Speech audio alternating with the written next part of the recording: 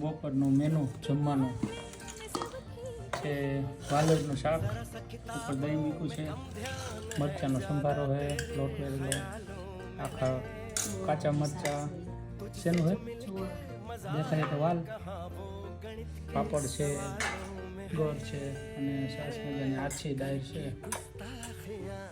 Yes કરીને આપણે પણ આજે મસ્ત એવું દાળ છે, મરચાંનો સંભારો, પાપડ તળેલો અને ચોળાનું શાક.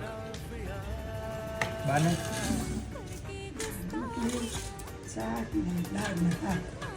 દાળ ભાત એમ ને સરસ.